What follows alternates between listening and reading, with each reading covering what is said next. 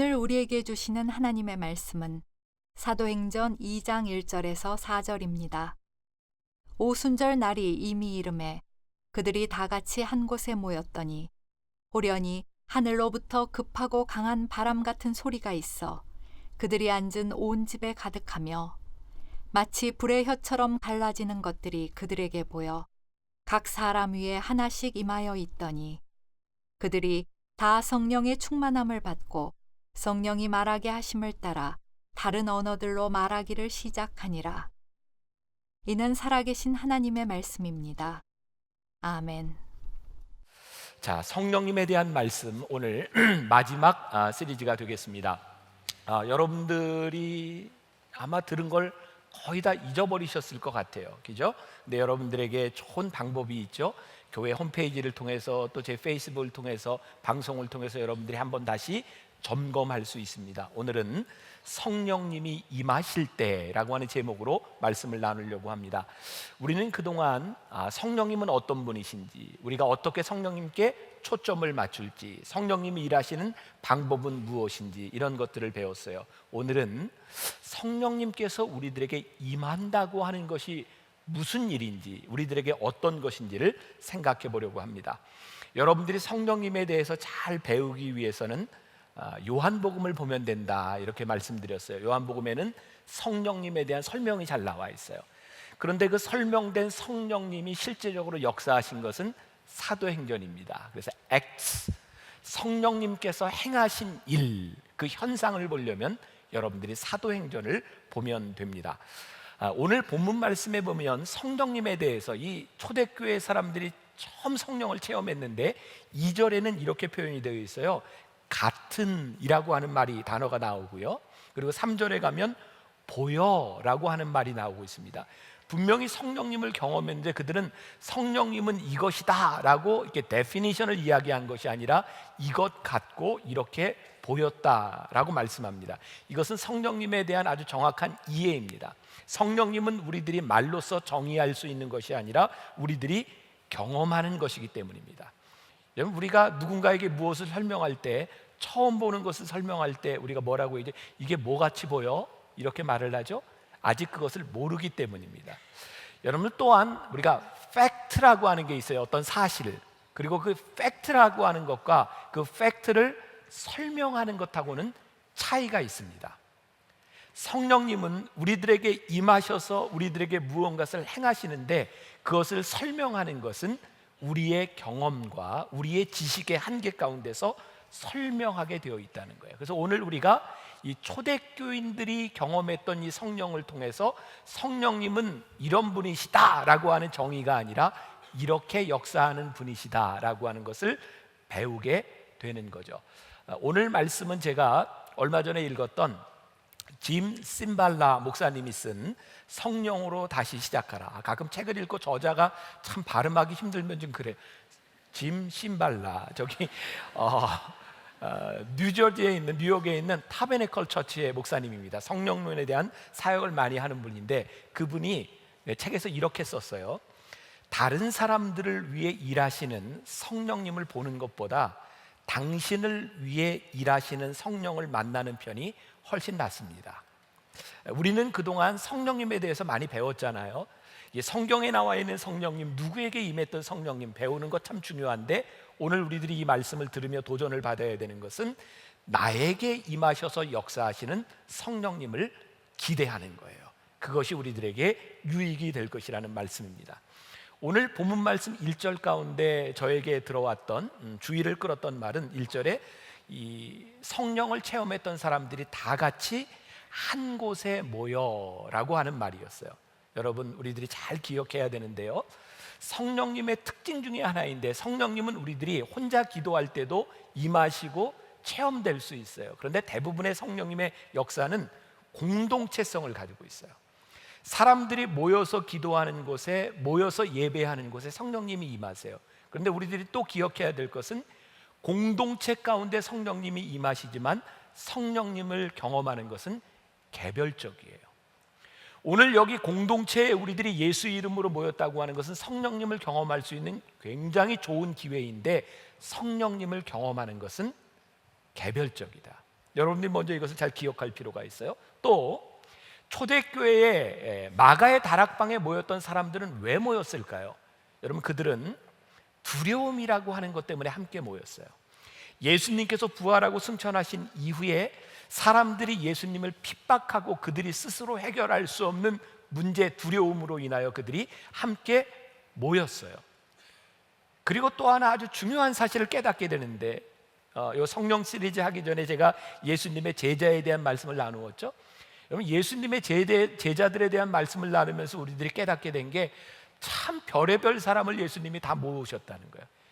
어떻게 저렇게 다른 사람을 모으셨을까? 그런데 그들이요, 성령을 체험하고 나서 예수님이 계시지 않는데 한 마음으로 일하기 시작합니다. 이게 무슨 의미일까요? 그들이 모였던 것은 그들이 한 마음을 가지고 모일 수 있는 공동체가 아니라 그들이 다른 마음, 다른 환경을 가지고 있었지만 그들이 가지고 있는 두려움을 가지고 모여서 함께 기도할 때 성령이 임하였더니 그들이 하나가 되었다는 말이에요. 그러니까 성령님 임재 가운데 일어나는 중요한 현상 가운데 하나는 우리에게 성령이 임하시면 우리들이 하나가 된다는 겁니다. 제가 지난 주간 변화산 새벽기도회를 인도하면서 그런 말씀드렸어요. 거짓 영과 진리의 영을 구별하는 기준이 있다. 거짓 영은 우리를 분열케 하지만 성령은 우리를 하나로 만드는 것이다 라는 말씀을 드렸어요. 여러분들 중에 한국 교회에 얼마나 관심이 있는지 모르겠지만 요즘 일어나는 굉장히 긍정적인 일 가운데 하나가 있습니다. 한국 교회가 많이 이렇게 분열되어 있어요. 교단, 교파. 그래서 이렇게 단체들도 이렇게 나누어져 있는데 대표적으로 한기총이라는 게 있어요. 한국 기독교 총연합회. 그 다음에 한교련이라는 것도 있어요. 거기서 떨어져 나가서 한국교회 연합회. 나는 거기도 안 들어가. 그런 데가 또 교단장 연합회, 이런 단체들이 있어요. 그런 갈라진 모습들을 보면서 우리들이 참 가슴 아팠는데 요즘 어떤 일들이 일어나냐면 그걸 합치자는 거예요. 저는 분열된 그리고 문제투성이었던 이 한국교회에 모이자, 하나 되자라고 하는 그 운동은 성령님의 임재를 우리들이 경험할 수 있는 굉장히 중요한 일이라는 생각이 들어요. 사람들은 왜 분열될까요? 왜냐하면 다른 사람을 인정하지 않기 때문입니다. 성령님은 우리로 하여금 하나 되게 만드세요. 제가 나온 모교 감리교 신학대학이 몇 년째 많은 아픔 가운데 있어요. 왜냐하면 거기 있는 교수님들이 서로 총장이 되겠다고 지금까지 싸워요. 그래서 못 뽑아요. 제 이번 주간 변화산을 지나면서 하나님께서 저에게 그런 마음을 주셔서 너무너무 안타까운 거예요. 왜 교수님들 가운데 총장이 되겠다고 하는 사람만 나오고 나는 학생들에게 좋은 선생님으로 남겠다는 사람이 없을까? 만일 내가 좋은 선생님이 되고자 하면 그렇게 싸우지 않아도 될 텐데. 한국 교회에 지난 세기 동안 일어났던 많은 분열의 원인들 가운데 하나는 어떤 단체가 생기면 거기에 장이 되겠다고 싸우는 사람들이에요. 왜 한국 교회 목회자들은 내가 어떤 단체의 장이 되기를 원하지만 더 중요한 나는 교인들을 위한 좋은 목회자가 되겠다고 하는 마음들을 품지 못할까? 우리나라 이 정치를 바라보면 참 안타까운 것 중에 하나가 대통령이 되겠다고 애쓰는 사람들은 참 많은데 나는 정말 좋은 지도자가 되겠다고 하는 사람, 그 명예가 없어도 좋은 지도자가 되겠다고 하는 사람이 왜 없을까? 저는 이런 분열의 현상들을 바라보며 우리들에게 소망이 있다면, 교회가 이 시대를 이끌어갈 수 있는 소망이 있다면 성령의 임재를 경험한 사람들이, 정말 다른 사람들이 하나 되는 모습들을 보여줄 수 있을 때 성령의 임재를 경험할 수 있는 것이 아닐까. 여러분, 지금까지 우리의 실패, 두려움을 그것들 때문에 우리들이 성령의 임재를 경험할 수 없는 것은 아니에요. 제가 미국에서 유학하던 시절에 저에게는 굉장히 이렇게 영광스러운 일이라고 생각을 하는데, 제가 시카고에서 유학하던 시절에 유명한 시카고 불스라고 하는 농구팀이 3번 연속 우승을 하던 시기에 저는 시카고에 있었어요. 여러분, 그때 시카고 불스의 유명한 스타가 누군지 아세요? 마이클 조던입니다. 2003년도에 마이클 조던이 은퇴를 했는데 미국의 ESPN은 20세기에 가장 훌륭한 운동선수 하나를 뽑으려면 마이클 조던을 꼽습니다. 그런데 마이클 조던이요, 은퇴하던 해에 이런 이야기를 했어요. 자신을 이렇게 묘사했습니다. 나는 9,000번 이상 슛을 놓쳤고 300게임에서 졌고 결정적인 슛을 26번이나 놓쳤고 실패하고 또 실패했습니다. 그것이 내가 성공한 이유입니다. 마이클 조던은요, 전설적인 기록을 가지고 있는 사람인데 그는 실패에서 늘 성공의 이유를 찾았던 사람이라고 말을 해요. 제가 오늘 이런 이야기를 하면서 그래 우리들이 뭐 마이클 조던을 본받자 뭐 이런 이야기를 하는 게 아니고요, 저는 이 초대교회 공동체를 보며 그들이 성령을 체험할 수 있었던 가장 중요한 요인 중에 하나가 뭐냐면 그들의 실패와 두려움이었다는 거예요. 그들이 두려움 가운데, 그들이 예수님의 제자들이었지만 사역을 감당하지 못하는 가운데 문을 걸어 잠그고 그들이 함께 모여 기도할 때의 그 두려움 가운데 성령님이 그들에게 임재하였을 때에 그들이 초대교회를 움직이고 이 땅 위에 교회를 세우는 위대한 일을 감당하게 되었다.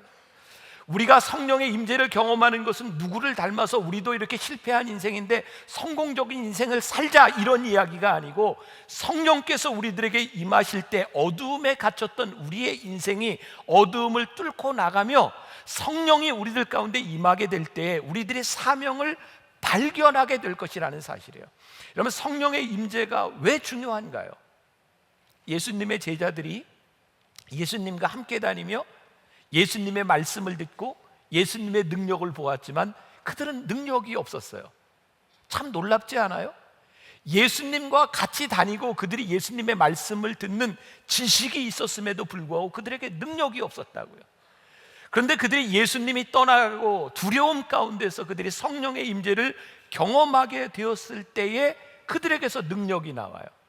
그래서 예수님께서 부활승천하실 때 사도행전 1장 8절에서 이렇게 제자들에게 말씀하시죠.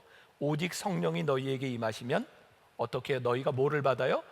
권능을 받고 예루살렘과 온 유대와 사마리아와 땅끝까지 이르러 내 증인이 되리라 하시니라. 성령의 임재는요, 우리들에게 능력이라는 것을 깨닫게 해요. 능력, 많이 들어보셨을 거예요. 헬라어로 두나미스라고 하는 말은 우리가 잘 아는 다이나마이트라고 하는 말의 어원입니다. 성령이 우리들에게 임하시면 능력이 나타납니다.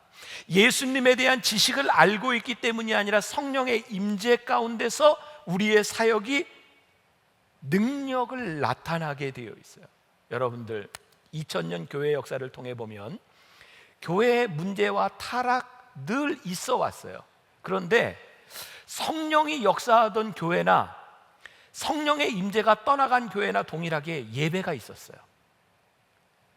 성령이 떠나간 교회나 성령님 임재하시는 교회나 똑같이 성경 공부를 했어요. 그들은 교리를 배웠어요. 그리고 성령님이 있든 없든 교회는 교회가 하던 일들을 그냥 합니다.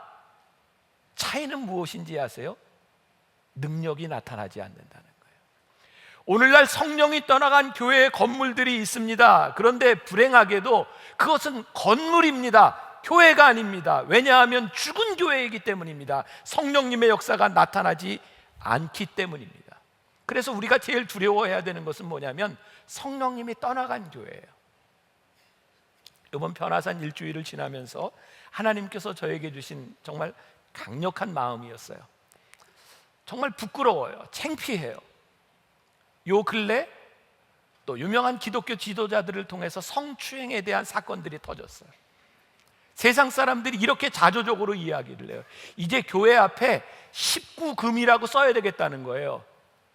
성적인 추행들이 일어나고 있다는 거예요.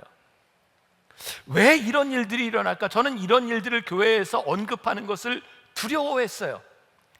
제가 아직 그런 일을 저지르지 않았다고 하는 것만으로 그렇게 쉽게 이야기할 수 없는 일이에요. 왜? 저도 약한 존재이기 때문에, 인간 중에 누구도 넘어질 수밖에 없는 존재이기 때문에 그렇게 누구를 정죄할까, 그게 두려웠어요. 그런데 일주일 동안 하나님께서 저에게 주신 생각이 뭐냐면 두려워하지 말라는 거예요. 말씀해야 된다는 거예요. 선포해야 된다는 거예요. 성령님이 임재하시는 교회에 대한 특징이, 성령님 임재하시는 교회의 모습이 나타나지 않으면 이 교회가 건물로밖에 남을 수 없기 때문에 성령님의 임재를 우리들이 선포해야 된다는 거예요. 여러분, 교회 안에 요즘 일어나고 있는 성령님이 떠나간 교회의 특징이 뭐예요? 성적인 타락이에요. 돈에 넘어지는 거예요. 돈과 섹스, 이 두 가지 문제는요, 성령님이 교회에 떠났다고 하는 명확한 증거이기도 함과 동시에 오늘 우리들에게 주시는 도전이에요. 하나님, 우리 교회가 하나님 이 땅 위에 세우신 만나 교회와 우리 성도들이 하나님 앞에 성령의 임재함 가운데 거룩함을 회복하게 하여 주옵시고 교회의 능력, 두나미스를 회복하게 하여 주옵소서. 우리가 기도해야 되는 이유예요.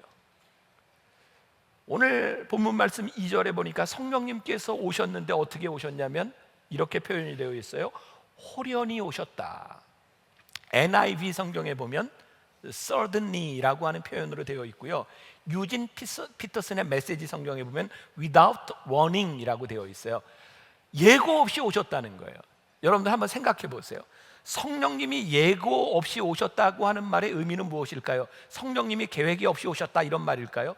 우리들에게는 호련히 오셨지만 성령님은 우리들에게 계획하고 계셨다는 거예요. 성령님의 임재를 경험하는 우리들은요, 하나님의 계획 속에 우리의 인생이, 우리의 사역이 들어가는 거예요. 그래서 성령의 임재가 중요한 거예요. 여러분, 성령님의 임재를, 성령님의 도움을 받지 않고 우리들이 성경을 배우는 것이 얼마나 위험한 일인지 아세요?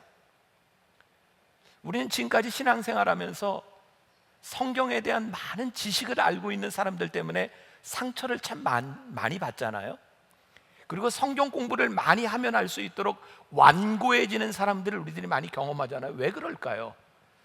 제가 늘 하는 이야기인데요, 우리들의 신앙은 연수에 있는 것이 아니고 성경을 배우는 것에 있는 것이 아니라 그 성경을 깨닫게 하시는 성령님의 능력, 우리들에게 약속하셨던 것처럼 성령이 우리들에게 오시면 우리들의 길을 인도하시고 지혜의 성령, 보혜사 성령님께서 우리를 도우신다는 성령님의 인도하심을 받지 못하면 우리들이 배우는 지식으로 인하여 우리들이 얼마나 완고해지고 잘못될 수 있는가, 너무너무 무서운 일이에요.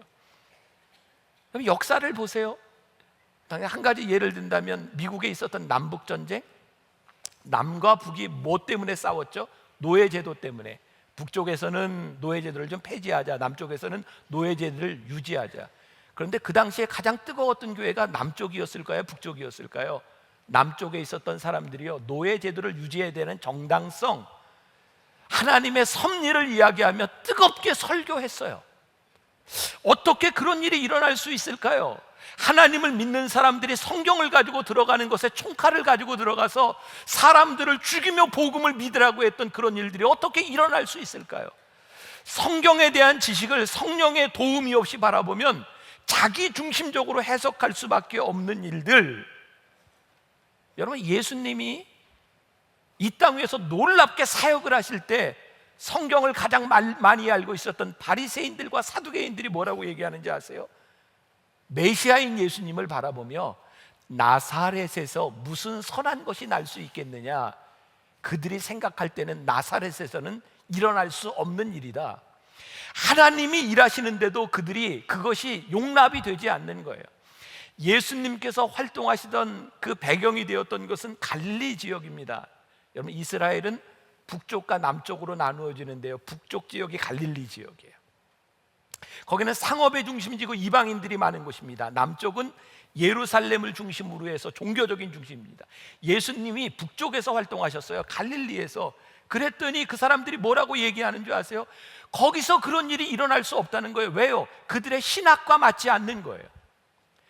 성령님이 우리들 속에서 역사하시지 않으면 우리는 우리의 지식을 가지고 너무너무 완고해져요. 하나님의 역사를 우리들이 받아들이지 않아요. 또 이름 말하기 그런데 짐 심발라 목사님이요, 성령으로 다시 시작하라라고 하는 책에서 이렇게 말하고 있어요.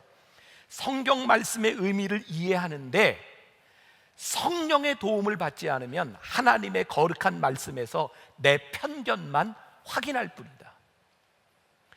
성령님의 임재가 우리 가운데 없으면 우리들이 얼마나 편협한 그리스도인이 될 수 있는지. 오늘 시들은 심령 가운데 성령께서 호련히 임하셨다. 오늘 예배를 인도하며 오늘 예배를 드리면 여러분들과 함께 우리들이 오류에 빠질 수 있는 게 하나 있어요. 저는 이렇게 표현하는데, 예배의 오류. 여러분들은 만나교회에서 매주 예배를 드리시니까 잘 느끼지 못할지 몰라요. 근데 외부적으로 알려진 것은 만나교회는 예배가 좋다 이렇게 알려져 있어요. 네? 예배가 좋다, 이게 무슨 의미일까요? 예배가 좋대요. 사람들이 예배가 좋아서 온대요. 그런데 예배의 오류에 빠질 수 있다. 예배가 좋다 그래서 왔는데 여기서 예배를 드리는데 왜 예배를 드리고 나가는 우리의 마음이 공허할까? 성령의 공동체성과 성령의 개별성, 예배가 좋다고 하는 것은 우리들이 말할 수 있어요. 그래, 예배가 좋습니다. 이 공동체 안에서 성령님의 역사가 일어날 수 있습니다. 그러나 그 성령님의 역사가 나에게 개별적으로 임하지 않는다면 여러분들의 예배는 공허한 거예요. 예배를 드리고 나가는 여러분들의 삶이 능력으로 바뀌지 않고 여러분들에게 변화가 일어나지 않는다면 우리는 공허한 거예요.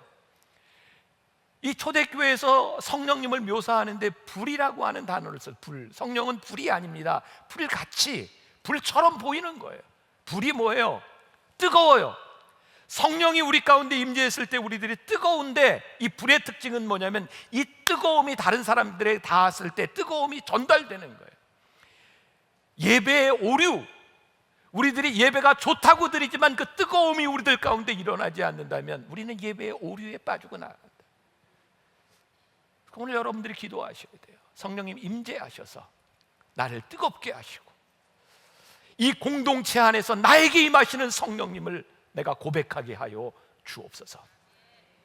성령님의 임재는 전적으로 성령님의 주권하에 있다고 하는 것을 오늘 말씀이 보여줘요. 4절 말씀 보니까 그들이 다 성령의 충만함을 받고 성령이 어떻게 해요? 말하게 하심을 따라 다른 언어들로 말하기를 시작하니라. 그들이 성령을 받았는데요, 베드로, 안드레, 야고보, 요한이, 베드로는 나는 일본어, 나는 그때는 영어가 없었겠죠. 아무튼 나는 한국어 이렇게 택해서 받았어요? 아니에요. 성령님이 말하게 하심을 따라 그들이 방언을 이야기합니다.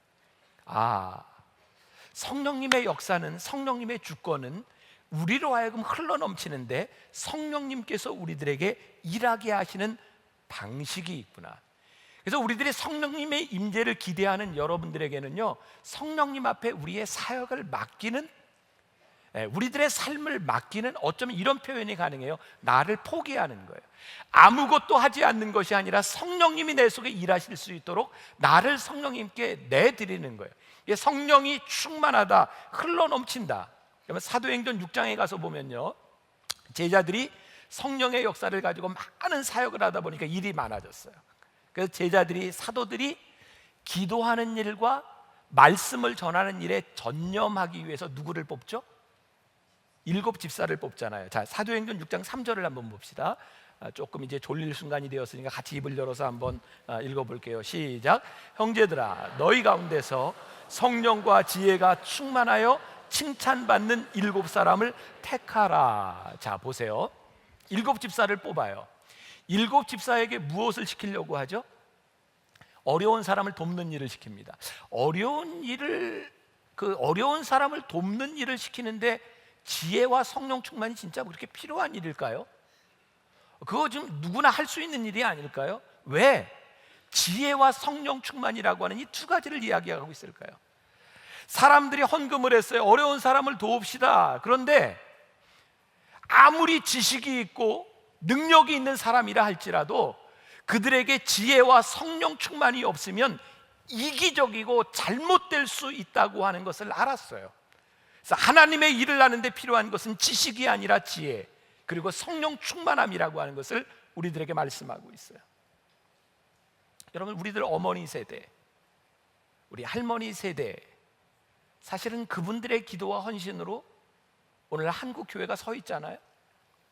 그분들의 헌신을 통해서 정말 많은 사람들이 신학을 공부하고 유학을 갔다 오고 많은 것들을 배우며 지식이 넘쳐나는데 그 성령님의 역사가 왜 교회 안에서 일어나지 않을까요? 지난 여름에 돌아가신 저희 어머니는요, 평생 마음에 상처를 안고 사셨어요. 저희 어머니 계실 때는 제가 상처받을까 봐 이런 얘기를 못하죠. 저희 어머니 국민학교밖에 못 나오셨어요. 그게 평생 한이 되셨어요. 그런데 저희 어머니 마음속에 진짜 이렇게 정말 한을 심어준 건 저희 아버님이 군목을 이렇게 마치시고 그 당시에 감리교회 중에 꽤 유명한 교회, 꽤 이렇게 지식인들이 많이 모이는 교회에서 저희 아버님을 담임자로 초청을 했는데, 만나교회가 생기기 전이죠. 그 교회에서 저희 어머니가 국민학교밖에 졸업하지 못했다는 이유로 저희 아버님을 받지 않으셨어요. 그게 저희 어머니에게 평생의 한이 되셨어요. 내가 못 배워서 남편의 길을 막은 것 같아서. 그런데 국민학교밖에, 초등학교밖에 나오지 못한 우리 어머니의 평생을 바라보면 저는 우리 어머니에게서 지혜를 보거든요. 세상의 지식으로 배울 수 없는 기도하는 어머니에게서 나왔던 지혜. 여러분, 이 한국 교회, 우리 교회를 만들어준 것은요, 지식이 아닙니다. 지혜입니다. 그런데 성령의 임재를 인정하지 않는 우리들은 언제부터인가 지식을 가지고 사람을 뽑고 지식을 가지고 사람들을 결정하려고 하는 일들이 우리들에게서 일어나고 있어요. 우리들에게 아무리 많은 지식이 있다 할지라도 성령님의 임재 가운데 우리들의 가슴에 불이 없으면 하나님의 일이 이루어지지 않아요. 우리가 그것을 뭐라고 표현합니까? 열정이라고 표현해요. 열정. 성령님이 우리 가운데 계시지 않으면 우리들에게 열정이 사라진다고요. 요번 한 주간, 아니 요 근래, 저는 하나님이 저에게 주시는 축복이라고 생각하거든요. 여러분들한테는 참 죄송한데, 제가 만나교회 처음 담임이 되어서 제가 그렇게 뜨겁게 일하던 열정을 많이 잊어버렸어요. 근데 하나님이 요즘 저에게 계속 깨닫게 하시는 것이 뭐냐면, 내가 처음 이곳에서 목회할 때의 그 마음을 회복하라는 것이었어요. 제가 그때보다 표현력, 설교 더 잘해요. 제가 제 모습을 봐도 10여 년보다 지금 훨씬 더 잘합니다. 근데 잘하는 게 문제가 아니라고요. 내 속에 뜨거운 열정, 하나님이 여러분들을 하나님의 사람으로 부르셨을 때의 그 뜨거움과 열정, 그것이 우리들에게 없으면 하나님이 우리를 쓰실 수 없는 거예요. 소아시아 7교회 요한계시록에 나와 있죠. 그 중에 라오디게아 교회에 대하여 요한계시록 3장 15절부터 16절까지 주님이 이렇게 말씀하세요. 우리 같이 한번 봉독해 볼게요. 내가 내 행위를 아노니 내가 차지도 아니하고 뜨겁지도 아니하도다. 내가 차든지 뜨겁든지 하기를 원하노라. 내가 이같이 미지근하여 뜨겁지도 아니하고 차지도 아니하니 내 입에서 너를 토하여 버리리라. 자, 예수님이 라오디가에 있는 교회에게 뭐라고 얘기하냐면, 내가 차지도 않고 뜨겁지도 않고 미지근하다. 내가 너를 쓰기를 힘들다. 그러니까 네가 차든지 덥든지 둘 중에 하라. 이 말은 둘 중에 하나를 선택하라는 얘기죠. 무슨 얘기예요? 뜨거우라는 얘기예요. 왠지 아세요? 내가 너 미지근하면 쓸 수 없는데 아예 차가우면 너를 버릴 텐데, 너 차갑지도 않고 또 뜨겁지도 않고 내가 너 도대체 쓸모가 없다 이 말이에요. 내가 너를 버릴 수도 없고 쓸 수도 없고, 어쩌면 하나님께서 우리들에게 그렇게 하시는 말씀이 아닐까요? 너에게 열정이 없구나. 네가 불리움을 받고 교회 공동체로 불리움을 받은 것은 분명한데 너를 쓸 수 없구나. 내가 너를 토하여 버릴 수밖에 없구나. 성령님이 우리들 가운데 주도적으로 일하신다고 하는 것, 여러분 한번 생각해 보세요. 여러분들의 마음이 가장 뜨거웠던 때, 여러분들의 마음에 평안이 찾아왔던 때, 여러분들의 삶에 용기가 있었던 때가 언제인가요? 성령님이 우리들 가운데 임하셨을 때가 아닌가요? 우리들에게 열정이 있었던 때. 그래서 사도 바울은 그의 영의 아들 디모데에게 디모데후서 1장 6절부터 7절까지 이렇게 얘기해요. 그러므로 내가 나의 안수함으로 내 속에 있는 하나님의 은사를 다시 어떻게 해요? 부릴 듯하게 하기 위하여 너로 생각하게 하노니, 하나님이 우리에게 주신 것은 두려워하는 마음이 아니요 오직 능력과 사랑과 절제하는 마음이니.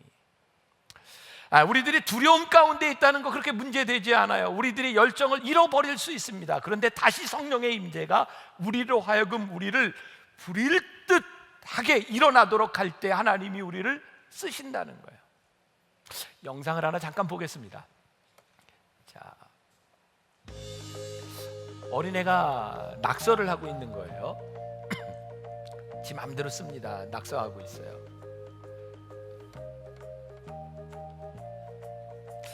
예술성이 좀 느껴지시나요?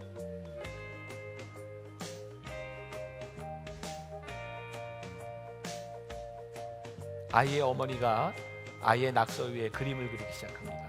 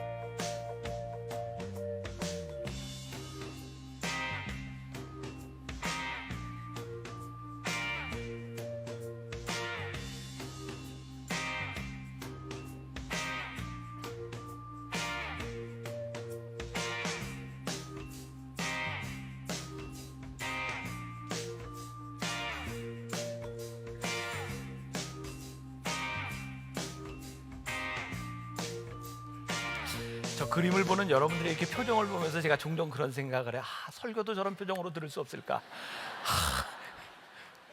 정말 집중해서 이렇게 잘 보세요. 자, 여러분들에게 한번 물어봅시다. 저 아이의 낙서가 예술적이어서 저런 그림이 그려졌나요?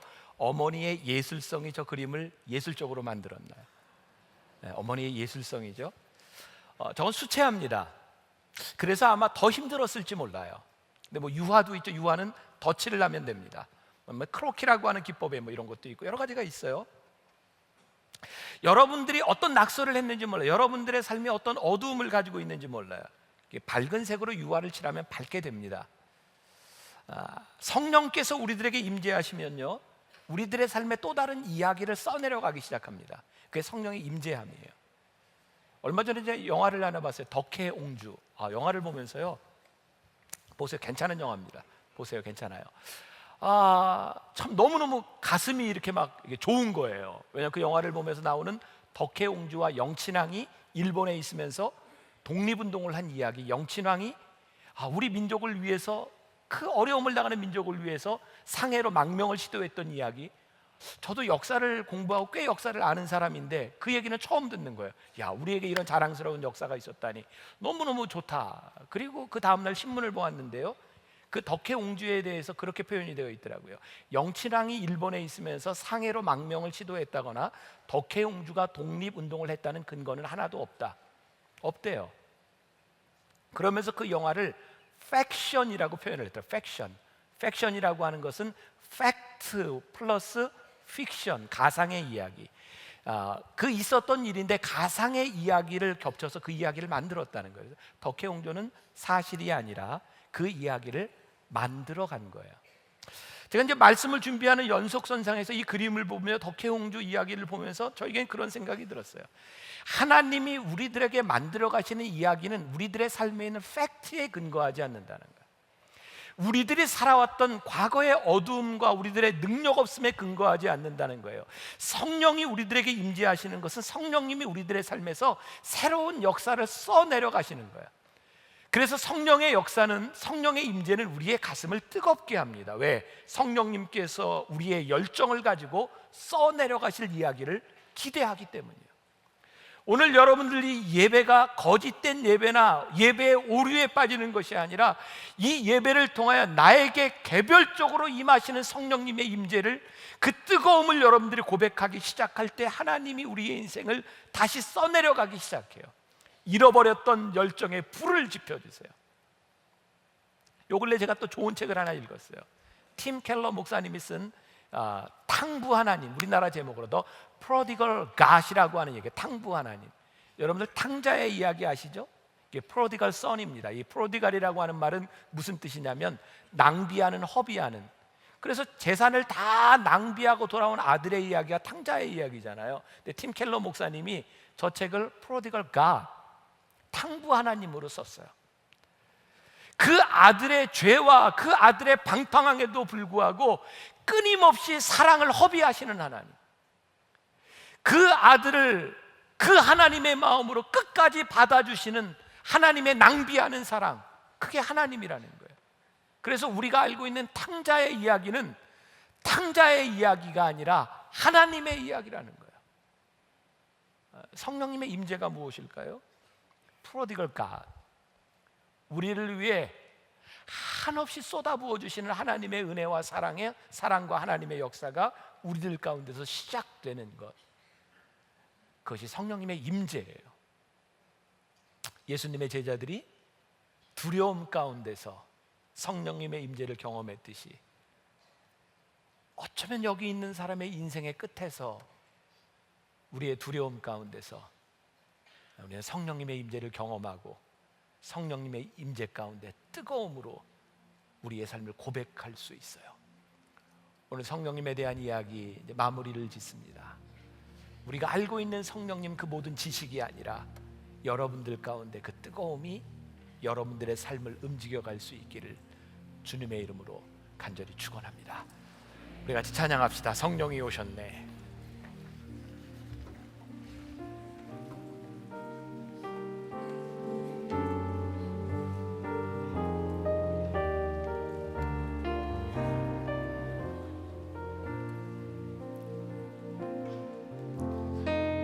허무한 시절 지날 때, 깊은 한숨 내쉴 때, 그런 풍경 보시며 간직하는 분인데, 우와 같이 너희를 버려두지 않으리. 내가 너희와 영원히 함께하리라. 억눌린 자 갇힌 자, 억눌린 자 갇힌 자, 자유함이 없는 자, 피난처가 되시는 성령님 계시네. 주의 영이 계신 곳에 잠자유가 있다네.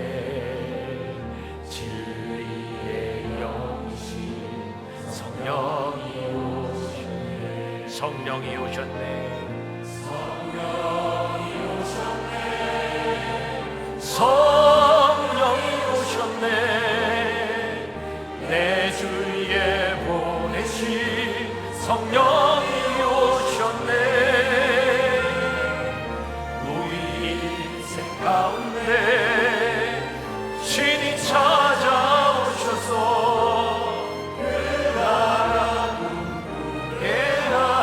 성령이 오셨네. 성령이 오셨네. 성령이 오셨네. 내 주에 보내신 성령이 오셨네. 우리 인생 가운데 신이 찾아오셔서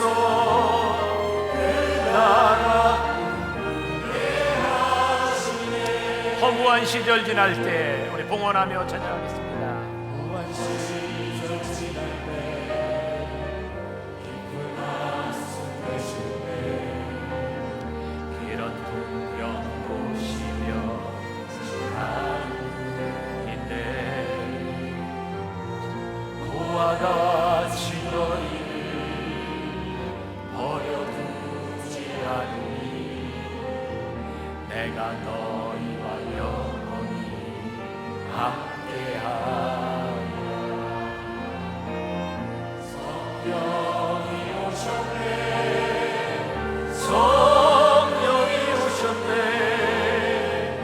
내 주위에 보내신 성령이 오셨네.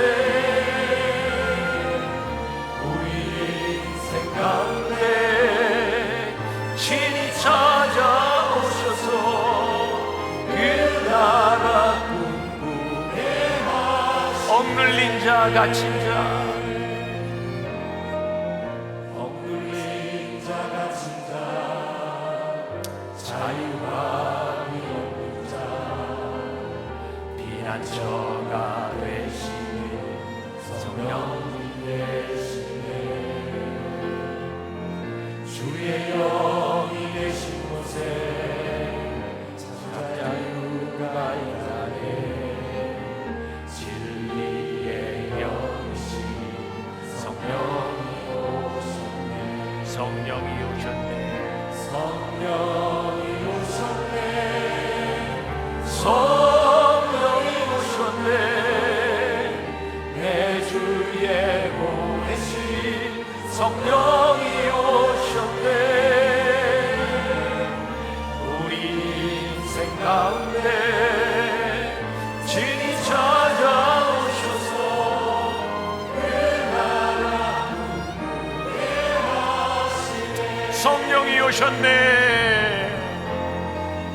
성령이 오셨네 성령이 오셨네 내 주위에 보내신 성령이 오셨네 우리 인생 가운데 진이 찾아오셔서 그 나라 누구게 성령이 오셨네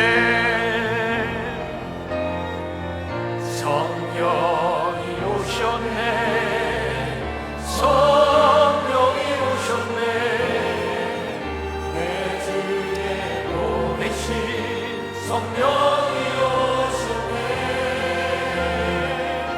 우리 인생 가운데 진이 찾아오셔서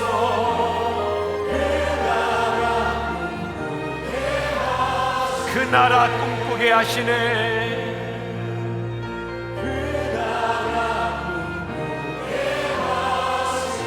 그 나라 꿈꾸게 하시네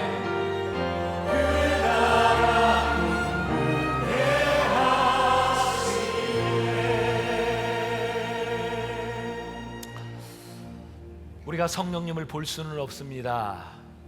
그러나 알 수 있습니다. 성령님은 때로 불처럼 바람처럼 우리들 가운데 오셔서 우리의 마음을 뜨겁게 하십니다.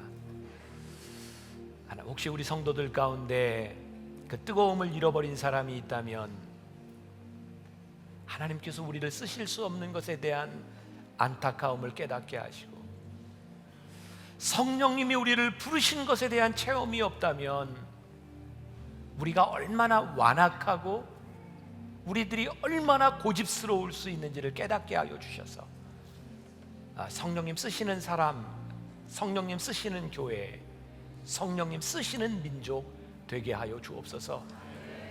우리의 마음을 정말 아프게 하는 일들이 주변에서 일어나고 있습니다.